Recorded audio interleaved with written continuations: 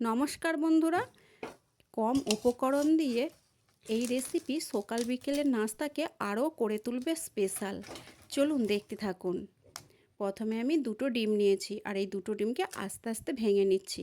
একেবারেই অল্প উপকরণ আর কম সময়ে এই রেসিপিটা তৈরি হয়ে যায়।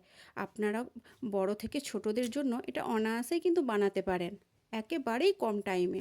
আমি দুটো ডিমকে আস্তে আস্তে ভেঙে নিয়েছি। এবার কুসুমটাকে আমি আলাদা করে নিচ্ছি।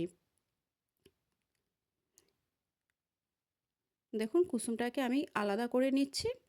আপনারা চাইলে কুসুম দিতেও পারেন, আমি এটা পরে ব্যবহার করব।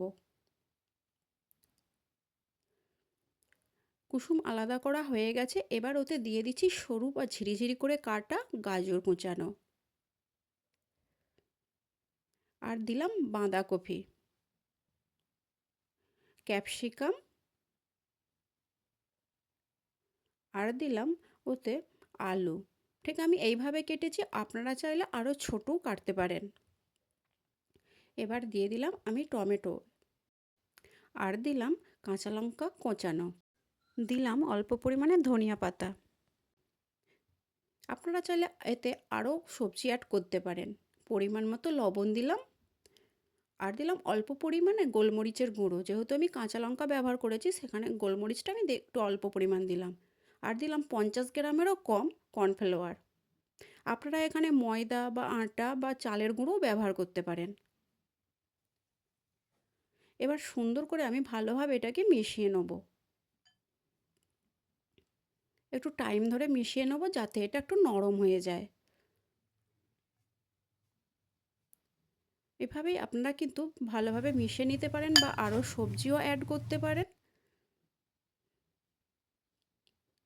খুব কম টাইমে কিন্তু এই নাস্তাটা হয়ে যায় আর দারুণ হয় খেতে। আপনারা কিন্তু বাড়িতে ট্রাই করে দেখতে পারেন।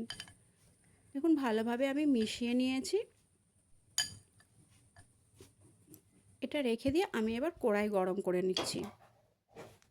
একেবারেই 1 টেবিল চামচ আমি তেল দিয়েছি, বা তার থেকেও অল্প হবে।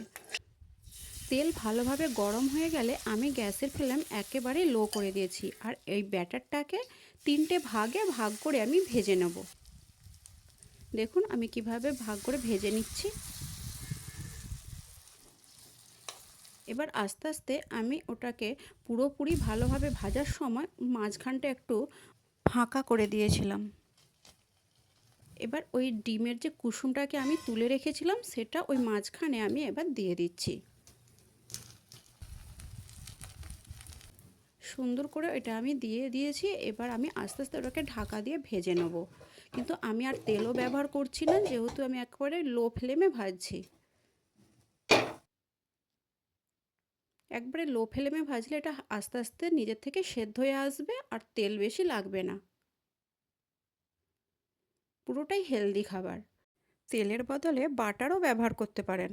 নিচের দিকটা ভালোভাবে হয়ে গেছে, ওপরের দিকটা আমি এবার ভেজে নেব, তাই উল্টে দিলাম।